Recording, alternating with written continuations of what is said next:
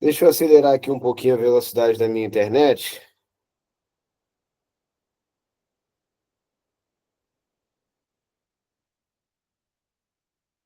Vou trazer toda a rede para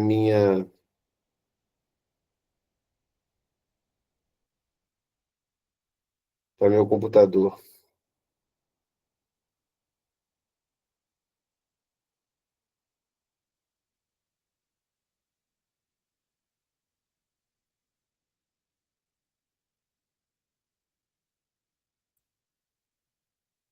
Olá, Simone, seja bem-vinda. Prontinho, tudo bloqueado. Vamos que vamos. A velocidade deve melhorar um pouquinho aí para a gente não travar aqui, pelo menos da minha parte. Se por acaso estiver picotando muito aí, obviamente para uns e outros pode ser que aconteça isso. Então, assim, se isso for algo bem comum, né, para todo mundo aí, não está me ouvindo direito, é só me interromper e falar, tá? Que aí eu vejo quais são os motivos. Então vamos ver aqui. Tá quase a turma toda aqui, hein?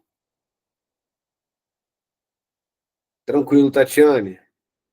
Vai chegando com calma em casa, vai ouvindo. Sim, o povo gosta da sua aula. Amém. Amém. Vamos então. Vamos então. Gravação. Ela quer Vamos. de qualquer jeito, ela quer meio ponto. Beleza, beleza. Bem, as apresentações vão começar um pouquinho mais à frente, né? Eu queria falar com vocês sobre a anatomia, né? Depois eu queria falar um pouquinho sobre a fisiologia, principalmente no que se trata ao ciclo, né? Hormonal da mulher. E aí a gente vai depois discutindo aí as apresentações aí, sem nenhum problema.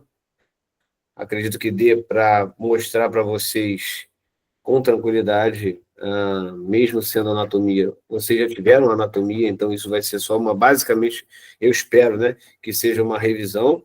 Conto com a ajuda de todos vocês para poderem, né, me ajudar também com isso. Afinal de contas, muitos de vocês já trabalham nessa área aí. Então, Ah, diga para mim, Lê. Rô, você vai passar trabalhos? vou, mas não hoje. Poxa, já cortou meu entusiasmo.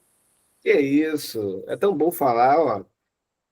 É tão bom falar, é tão bom trocar informação. Fala assim, mas apresenta direitinho. Para com isso. Pois é, eu concordo com Bom, ele, tá, Rosa? Concordo com ele. Esse timbre contralto.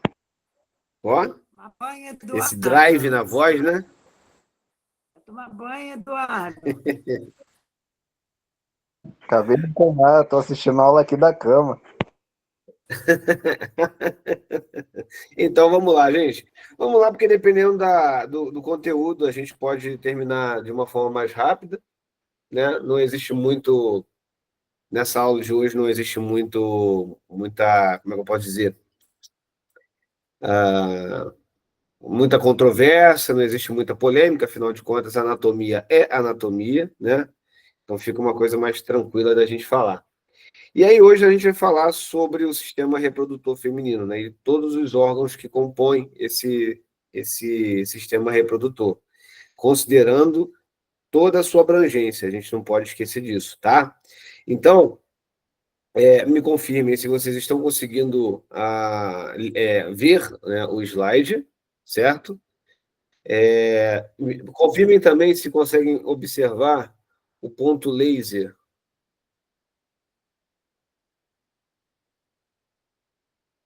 Sim, dá para ver sim, professor. Beleza, Eduardo, show de bola. Então, o que nós vamos precisar tratar aqui? Primeira coisa, né, é saber quais são, né, na anatomia, quais são esses elementos, né, esses órgãos que participam, tanto os internos quanto os externos, né, do sistema reprodutor feminino, além de conduzir a determinadas funções, né, que esse sistema vai apresentar. E, obviamente, que o sistema reprodutor ele tem a função primordial, que, como o próprio nome já diz, é reprodução, né? Então, deixa eu verificar aqui a entrada de Patrícia. Então, basicamente, quando falamos de reprodução, há de convir que todos os elementos necessários para isso serão produzidos pelo sistema reprodutor de forma direta, né? Então, nós temos aí a produção, né, dos óvulos, né, o oócito ou ovócitos, né, dois, né, são secundários. Nós temos aí também, além dessa produção através do ovário, né, nós temos aí a capacidade da recepção do gameta masculino, os espermatozoides, né, como já é sabido, né? Além disso, também nós temos o desenvolvimento do embrião, quando esse gameta feminino e esse gameta masculino eles se unem, né? Eles fazem essa fusão, né? A partir daquele momento, nós temos, então, a necessidade de nutrição do embrião, assim como também a manutenção da vida desse embrião. Além disso, esse mesmo sistema ele vai fazer com que haja a indução do parto. Então, vamos trabalhar aqui o entendimento, né, de cada área que vai trabalhar a favor desse parto. Além também de considerarmos o aleitamento materno, que no caso aí a gente está discutindo as mamas, apesar de não estarem todas localizadas numa mesma região, né, na região pélvica, as mamas localizadas no tórax também fazem parte do sistema reprodutor feminino, tá? E participam de uma forma muito eficiente quando se fala principalmente na manutenção da vida da criança, né, do bebê, após o parto. Certo? Então, sendo assim, mostrando para vocês aqui em algumas vistas, para vocês poderem ter ideia do que nós vamos discutir nas próximas imagens. Nós temos aqui na primeira imagem uma vista anterior, ok? Então é quando a gente pega a imagem, a pessoa está de frente, e essa aqui é uma parte do quadril, tá? Dos ossos do quadril, nós temos o sacro também, e aqui nós temos já o útero, o ovário, a bexiga um pouco mais localizada abaixo, e nós temos aqui a região externa, os órgãos externos do sistema reprodutor feminino, né? Até então, né, a vista anterior. Já na vista lateral, tá? E aí essa é a vista lateral direita, nós estamos vendo a parte direita, né? Conseguimos observar pouca coisa a respeito do sistema reprodutor, observamos muito mais numa vista frontal, porém existe uma vista melhor ainda, né? Que eu vou mostrar daqui a pouco. Existe a vista posterior, que conseguimos observar algumas estruturas, né? Como, por exemplo, a parte inferior do sistema reprodutor. E nós temos a parte medial, a vista medial, onde nós podemos retirar, por exemplo, o sacro, e aí sim, observamos um dos lados, né, onde nós temos a trompa de falópio, né? Um ovário, parte do útero, né? A bexiga, que no caso aqui não faz parte do sistema reprodutor, mas está aqui na imagem. Nós temos aqui o canal vaginal até as regiões externas aqui, onde nós temos tanto a entrada vaginal, né? As vulvas, entre outras estruturas que nós vamos estudar aqui. Temos, então, a vista inferior, onde nós conseguimos basicamente observar a parte externa, né? E uma pequena parte interna da região do sistema reprodutor, e nós temos uma parte superior, que conseguimos ver outras áreas, como, por exemplo, o útero, né, a trompa de falópio, né, o ovário, né? Aqui vocês podem observar que, em parte, né, a metade da imagem ela está sendo vista, ok? Então, vamos passar para a próxima imagem. E na próxima imagem já vamos ter aqui algumas informações a respeito desse sistema. A princípio, né, podemos identificar de cara a vulva, né? Então, basicamente, toda essa região que está sendo mostrada aqui, ela é considerada ou o pudendo feminino, ok? Ou chamada também de vulva, tá? E ela tem, obviamente, uma função muito específica, né? que é justamente fazer a proteção das estruturas mais externas em relação ao sistema reprodutor, né? Temos aqui o clitóris, que nós vamos discutir um pouquinho sobre ele. Temos aqui a uretra, né? Vamos falar também sobre ela. Temos aqui a entrada da vagina, no caso aí o canal vaginal, ou o vestíbulo vaginal. Temos aqui o lábio menor, que é essa pequena parte, e o lábio maior. O lábio maior e o lábio menor, que formam a vulva, vão conseguir proteger, né, do meio externo, tanto o clitóris, a uretra, como também o orifício vaginal, certo? Então, essa é a primeira linha de proteção que o sistema reprodutor feminino vai ter, né? Já nos homens, diferente, tá, das mulheres, a proteção que o homem tem, ela é uma, né, que é o prepúcio, né, que é justamente a região que cobre a parte da glande, né, ou no caso aí a parte da cabeça do pênis, né, enquanto na mulher vão ter o lábio maior e o lábio menor fazendo essa proteção. Uma coisa importante que a gente precisa considerar aqui com relação ao clitóris é que o clitóris, de fato, para o sistema reprodutor, ele tem uma grande importância. Qual seria essa importância? O clitóris ele é uma estrutura, né, do tamanho, né, de 1 centímetro aproximadamente, tá?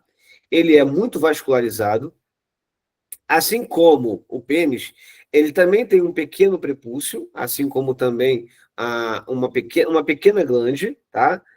Inclusive, né, diga-se de passagem, as mulheres que, para fazer atividade física, que fazem suplementação, né, à base de testosterona, podem ter esse aumento, né, do clitóris, além de outras mudanças na estrutura anatômica, né? Então, pode aparecer um pouco mais denso, um pouco maior em relação ao comum, ok?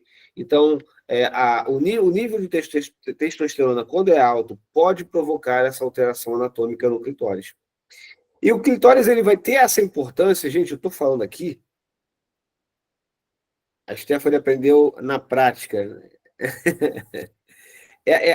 O que eu estou falando aqui, muitos de vocês já, obviamente, já estudaram e outros, né, aprenderam na prática. Mas, vamos lá. Me ajude então, Stephanie, porque você pode ajudar, pode falar o que vocês quiserem aí. Fiquem à vontade para abrir o microfone. Nesse momento, apesar de eu estar falando, não significa que eu estou com a bola. Vocês estão batendo bola comigo, né? Como é em sala de aula, não precisa ser diferente aqui na rede, no Gmeet, tá? Então, vamos que vamos. O estímulo sexual ele é gerado através do atrito ou da massagem, né, que esse órgão ele vai sofrer. Então, conforme ele vai sendo estimulado, ele vai trabalhando, além de outras estruturas como a lubrificação da própria vagina, ele vai gerar um momento, né, um clímax, a ponto, né, da mulher sofrer um orgasmo, né?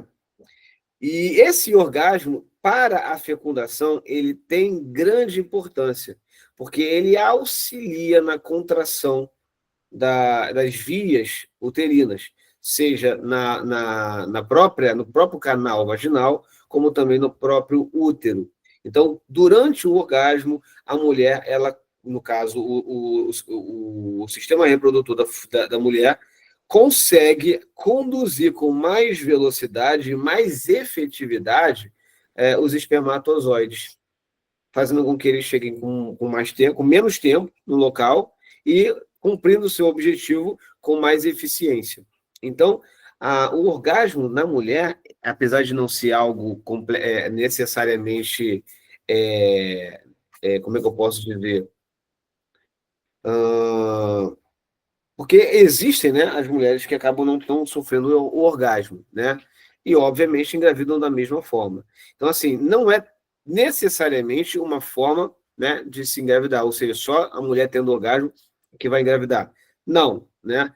Porém, a função do clitóris é facilitar, favorecer né, que haja, né, esse momento, né, de fecundação. Obviamente, respeitando o tempo, o ciclo da mulher, entre outros fatores. Tá? Então, o clitóris ele é, de fato, uma região que vai auxiliar na fecundação, vai auxiliar na condução dos espermatozoides até as regiões mais altas. Lembrando que se trata de gravidade. Os espermatozoides têm uma atração, né? Existem enzimas, existem substâncias químicas que fazem com que haja uma atração entre, né, o ovócito ou o ócito e o espermatozoide. Isso é natural. Porém, nada melhor do que uma boa ajuda, um empurrãozinho para levar esse material até o local necessário. Diferente dos homens, galera, as mulheres não apresentam a uretra como o mesmo canal. Suzane, vamos lá. Quanto maior o clitóris, mais testosterona no organismo. Então, Suzane, vários fatores podem comprometer, né, o tamanho do clitóris. Porém, é sabido que o tamanho do clitóris ele tem relação hormonal, tá?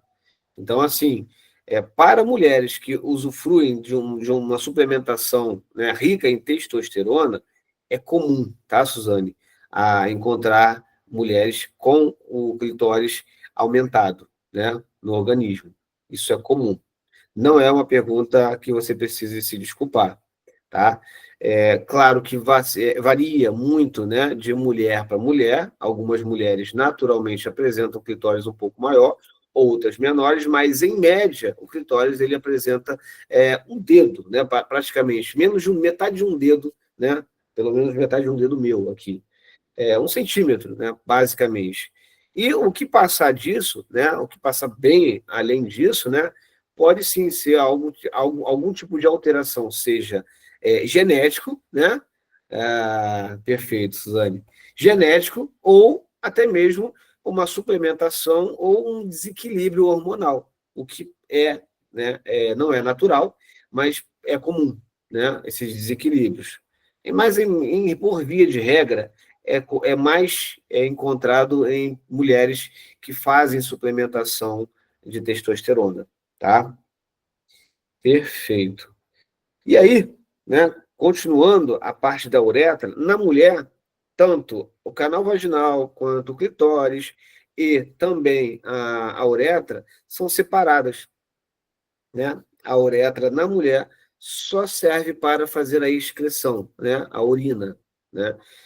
O clitóris está separado da uretra, não existe nenhuma ligação, como no homem, né, existe tanto a uretra, né, que é o mesmo canal por onde a ejaculação, ou seja, os espermatozoides passam, e também a glande, né, que é justamente a parte mais, o topo, né, da região peniana. Então, no homem, você tem a uretra compartilhando tanto o sistema urinário, excretor, né, assim como também o sistema reprodutor. Na mulher, não. A uretra só serve para urinar. O canal, né, ou a entrada vaginal, ou o orifício vaginal, não tem relação direta com a uretra também. O canal é somente para a introdução do pênis, como também para o parto, assim como também a eliminação do menstruo, tá? Que nós vamos falar um pouco mais à frente. Então, essas regiões aqui, elas estão protegidas novamente aqui pelo lábio maior e o lábio menor, tá? Em algumas literaturas pode aparecer como grande lábio, né? Ao invés de se ler lábio maior, se lê e se ouve grande lábio e, obviamente, pequeno lábio, em algumas literaturas, tá? Então, vocês podem encontrar dessas duas formas. Com relação à vagina em si, você pode encontrar como orifício vaginal, vestíbulo vaginal, vocês podem encontrar também aí como apenas entrada vaginal. E algo que vocês vão observar, eu acho que eu tenho uma imagem, a próxima imagem deve mostrar é a presença de ímen, né, na borda do canal vaginal. E esse ímen, de forma comum, ele é perdido durante o ato sexual ou, tá? Não estou dizendo que é certo, porém, há relatos que esse ímen pode ser rompido através de atividade física com muita intensidade, tá ok? Então, algumas mulheres podem romper esse ímen não necessariamente durante o sexo, mas sim através de atividades mais intensas. E quando eu digo mais intensas, não é uma atividade que você vai fazer um pilates, por exemplo, uma musculação básica, né? São atividades, né, de grande intensidade, de grande... basicamente são atletas, vamos dizer assim. E aí vamos passar para o próximo slide. E nesse próximo slide, devo ter aqui, exatamente, algumas das formas, né, que os ímãs podem ser encontrados, né? Uma membrana, basicamente, que protege, né, sua principal função é proteger a entrada de agentes infecciosos, né? E há várias formas de se admitir, né, esse ímã, né? O imperfurado, que é raro, ok? É necessário, sim, que haja como é que eu posso dizer? Amanda, fala comigo. Amanda caiu. Uma intervenção médica para que haja aqui uma incisão permitindo a liberação, muitas das vezes, do menstruo, né, que no caso é a menstruação. Quando o ímen ele fica completamente fechado, não existe, né, a descida, né, do menstruo. Nós temos aí um ímen comum, né, que é o anular, temos o denticular, né, pelo formato, temos aqui o crivoso ou cribiforme. Esse aqui, na maior parte das vezes, não necessariamente precisa de uma intervenção, o menstruo desce normalmente, né? Mas esse aqui, às vezes, durante a consulta médica, pode ser rompido durante as avaliações, tá? Os mais comuns, basicamente, são esses, né? Nós temos aqui o ímen labial e nós temos aqui o ímen, né, após uma relação, tá? O microperfurado, muito parecido com o cribiforme, a diferença está na quantidade de furos, certo? Então, existe uma grande quantidade de características desse ímen, tá? Então, é importante a gente considerar isso, porque ainda se fala, ainda mais as pessoas mais antigas, né? Se fala muito sobre que a virgindade está diretamente ligado à preservação do ímen. E dependendo do tipo de anatomia desse ímen, isso pode ser derrubado, né? Pode se cair por terra, né? Óbvio, né? Que o ímen após a relação sexual, ela tem uma característica, mas pode-se observar outros tipos de ímens que muitas vezes são até complacentes, ou seja, não se rompem. Os denticulados, eles são muito comuns de serem mais complacentes. Então, o ímen ele não se rompe, permitindo a introdução, né, tanto do pênis quanto de qualquer outro instrumento médico, sem que haja nenhuma alteração. Então, o ímen não necessariamente é sinal de que a mulher ela é virgem ou não, tá, gente? A gente precisa considerar isso atualmente. E aí, gente, parando um pouquinho de falar, coisa rápida, já já a gente volta, parando de falar um pouquinho sobre a estrutura externa, né, do sistema reprodutor, na região da pelve, vamos falar um pouquinho da região, que também faz parte do sistema reprodutor, que é justamente a mama, tá? E aí eu coloquei uma imagem gradual, né, em relação à profundidade. A primeira imagem que vocês conseguem ver aqui é a mama, obviamente com a pele e o mamilo, ok?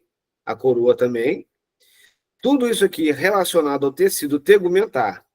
Ao tirar essa pele, o que nós vamos encontrar é um tecido adiposo, tá? E esse tecido adiposo, ele é encontrado com muito mais facilidade e com muito mais intensidade nas mulheres, porque é justamente um tipo, né, de gonadotrofina, no caso aí, um hormônio, né, que vai ser encontrado na mulher com mais intensidade, com mais níveis do que no homem, que nesse caso é o famoso estrogênio. Tá? Então, a produção de estrogênio, a liberação de estrogênio, quanto mais liberação de estrogênio, mais esse tecido adiposo ele tende a aumentar. Muitas coisas precisam ser consideradas, tá? A dieta que a mulher faz, né? O tipo de atividade que a mulher faz, tudo isso pode fazer com que a mama seja rica em tecido adiposo, como também deixar de ser rica em tecido adiposo. Porém, uma coisa é certa, por conta dos níveis hormonais, as mulheres elas têm uma facilidade maior de acumular gordura, né, tecido adiposo, na região das mamas. Tirando o tecido adiposo, o que nós vamos encontrar são regiões, né, onde vamos achar as famosas glândulas mamárias. Então, essas partes mais escuras aqui, que estão passando aqui pelo meu ponto laser, são justamente as glândulas mamárias, né? Temos aqui lóbulos localizados mais de forma radiculares, porém, todas essas regiões aqui, elas se inflam com leite durante o processo de gestação, para que ao fim dessa gestação, todas essas glândulas estejam em constante produção de leite para suprir a demanda do bebê, certo? Essas partes amareladas aqui são os dutos, tá? Por onde o leite sai das glândulas mamárias e se convergem numa região próxima, né, ao mamilo, por onde vai ser liberado, vai ser secretado ali o leite materno. Essa mama, ela se une através de vários ligamentos que vão suspender a mama, ok? Permitindo que ela esteja localizada na região do tórax. E, retirando essa área, o que nós encontramos na mulher é a região peitoral, onde nós temos o músculo peitoral maior, principalmente. Tá? Então, diferente dos homens, as mulheres apresentam glândulas desenvolvidas e uma quantidade de gordura mais intensa do que nos homens, ok? Então, essa é uma diferença, e essa diferença ela se dá pelos níveis hormonais nas mulheres. A gente falou sobre isso nas últimas aulas, então, todos os hormônios que as mulheres têm, os homens também têm. A diferença está na quantidade de determinados hormônios, né? Homens têm mais testosterona, mais progesterona. As mulheres têm mais estrogênio ou estrógeno, tá? Assim como também existem os seus níveis, certo? Então, a gente precisa considerar isso. As mulheres produzem progesterona também. Então, tudo isso aqui vai compor o sistema reprodutor. Então, vista a função da mama de aleitamento, tá ok?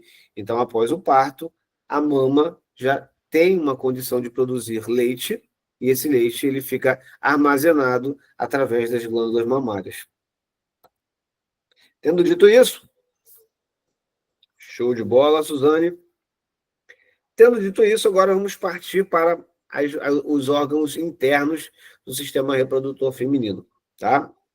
Então, vamos começar aqui de baixo, gente. Já que a gente começou falando da vulva, né? A gente vai, então, prosseguir falando de algumas outras estruturas. Lembrando que essa região que vocês estão vendo aqui no ponto laser é a bexiga, e essa região é a uretra da mulher.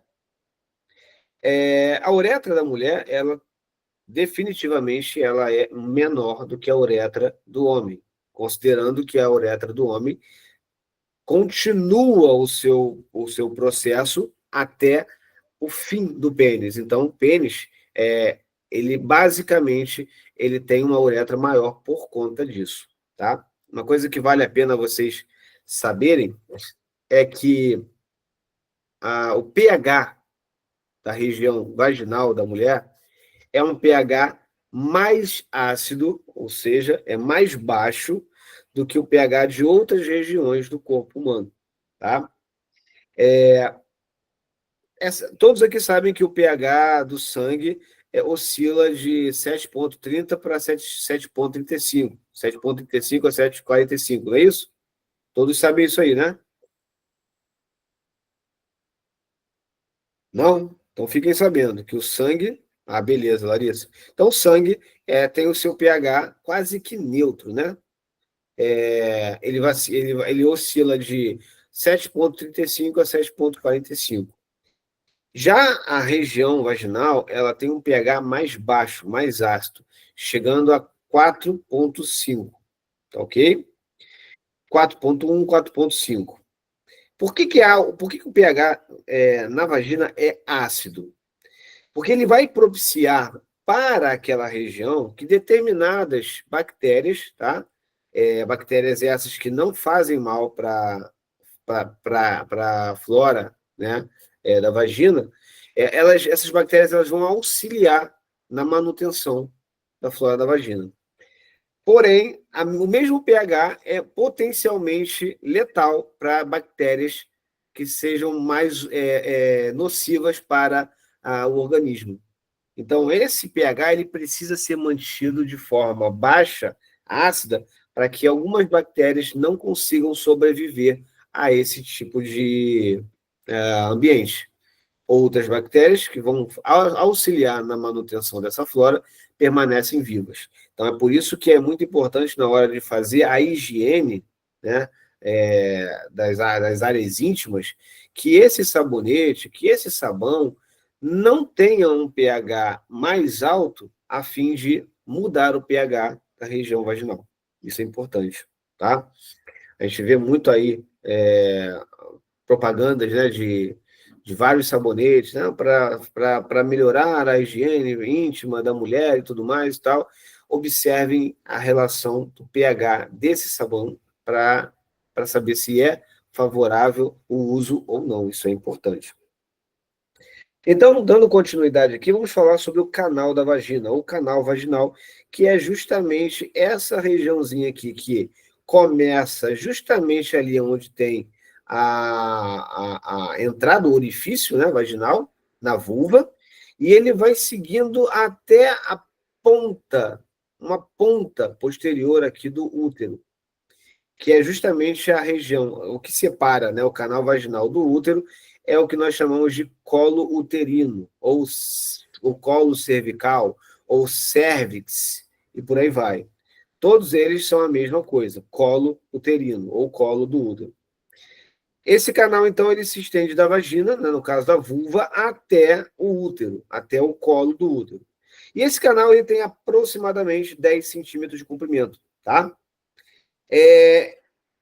Então, assim, para a galera que acha que precisa ter, né, principalmente para os machos aí que gostam, que precisam de ter mais do que 10 centímetros, não é bem assim, né, necessariamente desse jeito.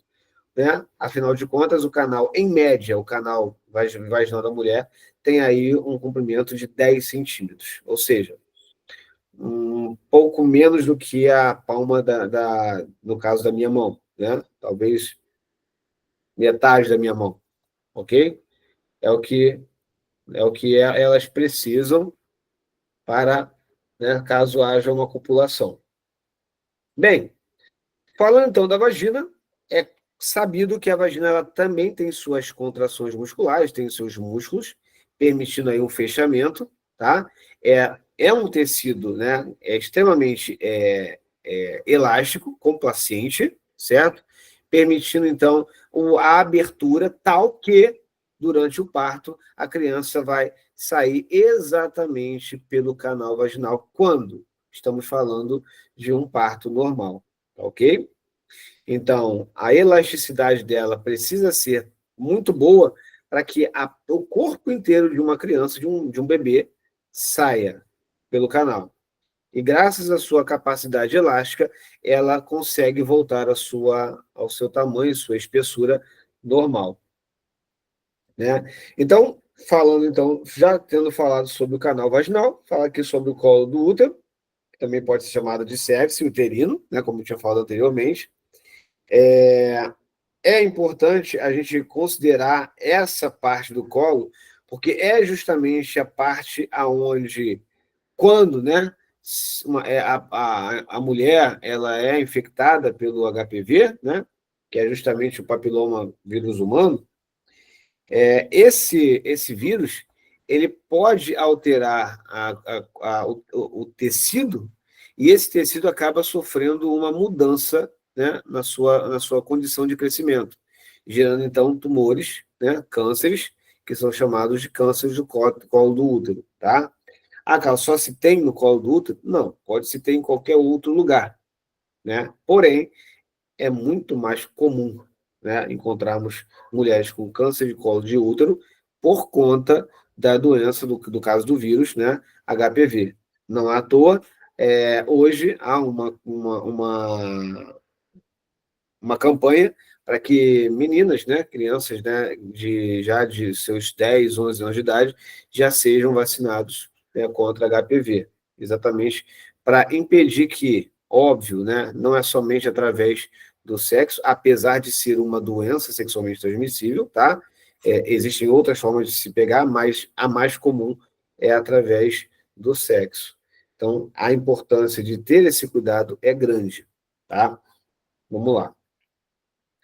Então, basicamente, o colo do útero é onde você tem aqui, ó, a entrada, né, para o espermatozoide e, obviamente, a saída para o bebê ou a saída para o menstruo, tá?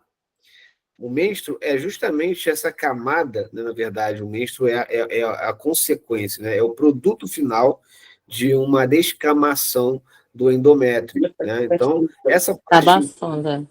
Então, Minha perna suada. A perna aqui, Patrícia? não consigo andar com ela. Fala, Patrícia. Estamos te ouvindo, Patrícia.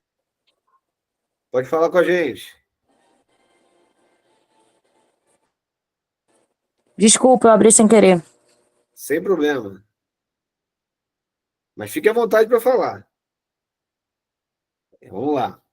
Então, voltando. A galera só se diverte. Então, aqui, voltando a falar, né? Então, a descida do menstruo nada mais é do que o produto final, né, de uma descamação do endométrio, que acontece ciclicamente, né? Tranquilo, Patrícia, relaxa. Então, há de se entender que o útero, né, tem aqui aproximadamente uns 5 centímetros, né, de comprimento, quase do tamanho de como é que eu posso falar? Menor do que um ovo de galinha. O útero tem um tamanho menor do que o ovo de uma galinha, certo? E, obviamente, ele tem uma propriedade tão elástica a ponto de ampliar o seu tamanho, permitindo a manutenção da vida humana aqui através de um bebê no ventre ou no útero dessa mulher. Além disso, né, já falei daqui do endométrio, que é a parte interna, né? Inclusive, o endométrio ele é justamente responsável pela nidação, né? Ou seja, após o espermatozoide fecundar com o óvulo numa parte da tuba uterina, ele vai descendo, ou, né, a trompa de Falópio, tá?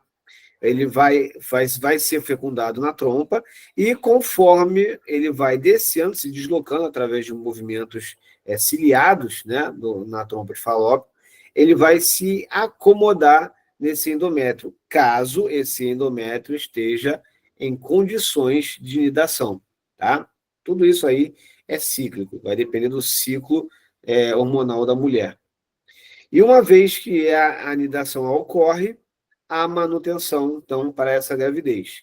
Caso essa anidação não ocorra, né, um processo que nós vamos discutir mais à frente vai ocorrer, gerando, então, uma descamação desse útero, permitindo, então, a descida do que muitos dizem que é sangue, mas na verdade não é o sangue, é mais avermelhado, mas é apenas menstruo, ok?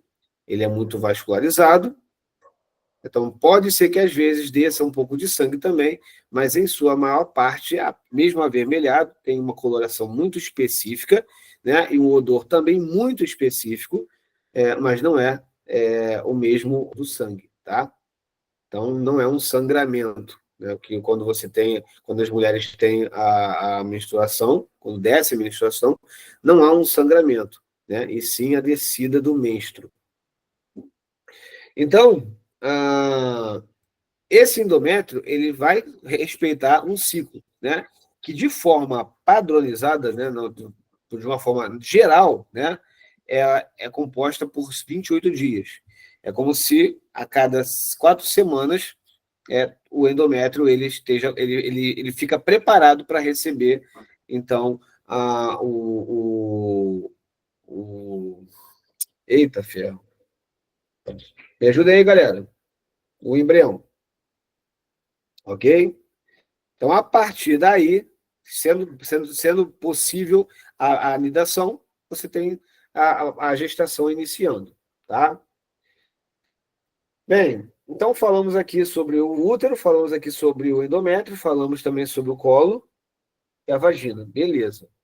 Até agora, acredito que não tenha nenhuma dúvida, né? Acredito que vocês já tenham até estudado isso em outras disciplinas, certo? Se tiver alguma coisa a acrescentar, fiquem à vontade para participarem comigo aí. Falou, gente?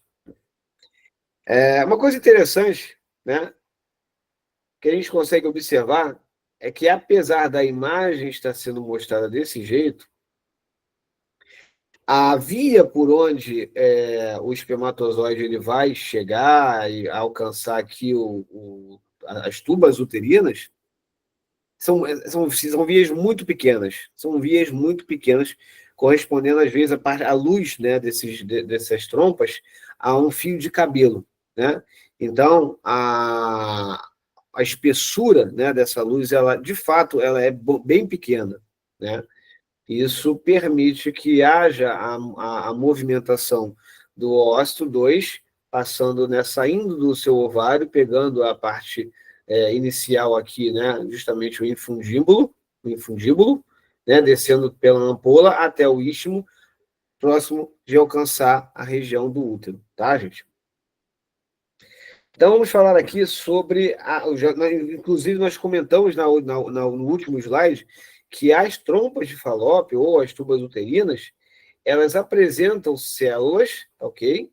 Essas células vão apresentar cílios, então essas células ciliadas, elas vão auxiliar no deslocamento desse ovócito, tá?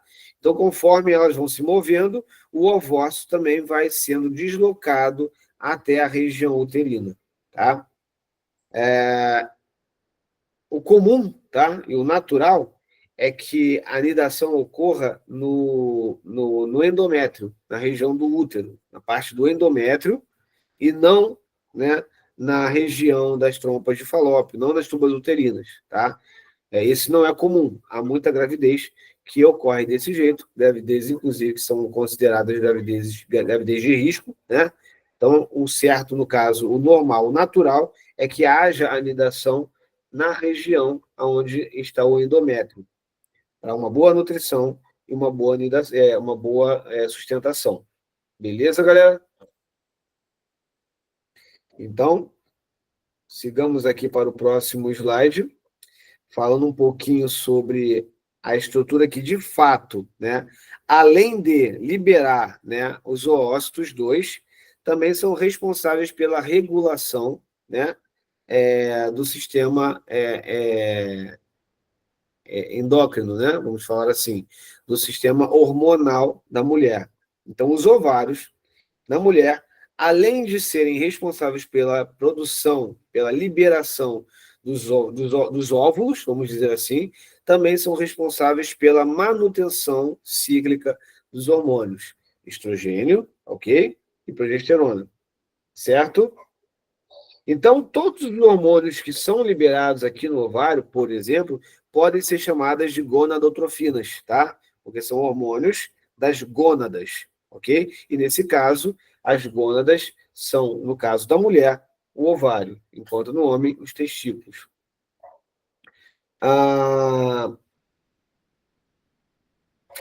Basicamente era isso. Vamos ver se a gente tem alguma coisa a mais para falar aqui do ovário. Então, aqui nós temos o ovário. Deixa eu pegar essa imagem novamente, aqui atrás. O que nós vamos pegar agora é uma fatia desse ovário. Então, nós vamos fazer um corte coronal. E, através desse corte coronal, vamos conseguir observar o que tem dentro do ovário. E o que se consegue determinar dentro do ovário é a quantidade de folículos que vão estar presentes nesse óvulo. Então, são milhões de folículos que vão estar presentes nesse óvulo, né? Em torno de 300 milhões de folículos. E cada folículo vai estar guardando um ovócito, né? Inicialmente primário, né? Que ao passar do tempo que ele vai crescendo, ele vai saindo de um folículo primário, vai desenvolvendo-se e até alcançar a sua condição madura, né, que é de um folículo maduro. Observe que todos eles estão sempre próximos à parede do óvulo, do ovário, perdão. Todos esses folículos estão bem próximos à parede do ovário. Chega um momento em quando ele está maduro, ele vai precisar liberar, ele vai se encostar mais na parede do ovário, e a partir daí ele vai liberar o ovócito 2, né, o secundário, né, para fora do ovário, né, levando para dentro, né, da tuba de Falópio, ou da tuba uterina. Após essa liberação, né, essa parte que fica, né, que é justamente o restante do folículo, perdão, vai se transformar em uma outra estrutura que é chamada de corpo lúteo, que conforme o tempo ela vai sendo reduzida, ela vai diminuindo o seu tamanho, né? Mas enquanto houver a presença de corpo lúteo, ela vai liberando gonadotrofinas para manter o endométrio ainda preservado. Ao fim desse corpo lúteo, a partir do momento que ele fica mais reduzido, ele vai gerar uma cicatriz na região do ovário, né? Uma pequena cicatriz, e ao passo que isso acontece, ela para de liberar a gonadotrofina, fazendo com que o endométrio, então, ele sofra uma descamação pela redução da produção de determinadas gonadotrofinas, certo? Entre elas, estrogênio e a progesterona.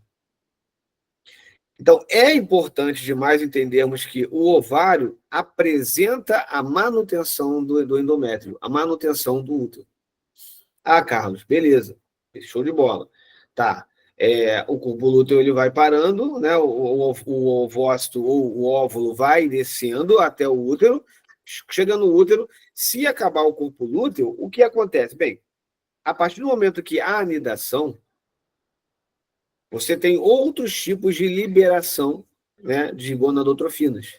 Então, o corpo lúteo já não se torna mais necessário uma vez que houve anidação. E a partir dessa anidação, a liberação de gonadotrofinas vai acontecer para manutenção desse endométrio naturalmente. Isso aí a gente vai falar um pouquinho mais à frente quando eu discutir com vocês a respeito do ciclo menstrual, o ciclo hormonal da mulher. Tá? Mas agora, o processo é esse. Você tem aqui a liberação do ovócito secundário para dentro das trompas de Falópio ou tuba uterina. Após essa liberação, esse folículo ele se transforma num corpo que é chamado de corpo lúteo, e aí sim ele vai começar a gerar as ações, né, para a manutenção do endométrio. Bem, com relação à anatomia, era basicamente isso, tá? Quando discutirmos na próxima aula, nós vamos falar sobre o ciclo, né? Inclusive, deixa eu dar uma confirmada aqui, né? Se é isso de fato que nós vamos discutir.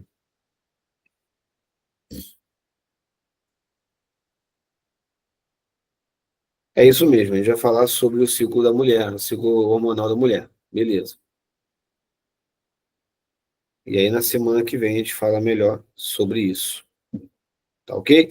Galera, eu acho que eu consegui passar para vocês o conteúdo de hoje, né? Vocês querem acrescentar alguma coisa? Fica tranquilo que eu vou jogar essa aula lá, eu vou botar vou lançar no YouTube, tá bom? Essa aula então, ela vai ficar no link de o YouTube, e aí eu mando para vocês essa aula gravada lá no grupo. Quer dizer, eu não tenho grupo, vocês não me colocaram em grupo nenhum. Eu mando para o Eduardo faz essa disponibilidade, disponibiliza para vocês aí. Beleza? Então vamos ver aqui. Alguém tem dúvidas? Acredito que não.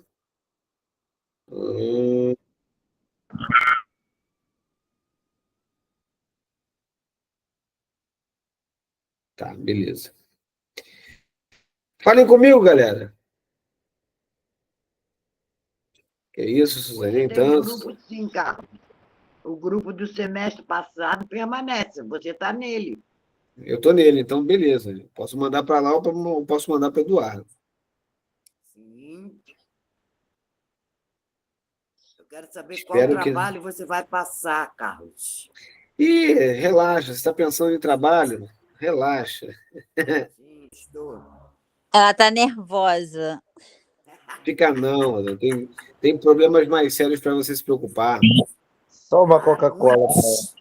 Uma Coca-Cola, né? Poxa vida. Daqui a pouco, Eduardo, daqui a pouco eu vou para a Coca-Cola. A coca com cigarrinho. Cadê o Hélio para dar uma segurada em Rosana? Cadê o Hélio? Para manter o timbre de voz.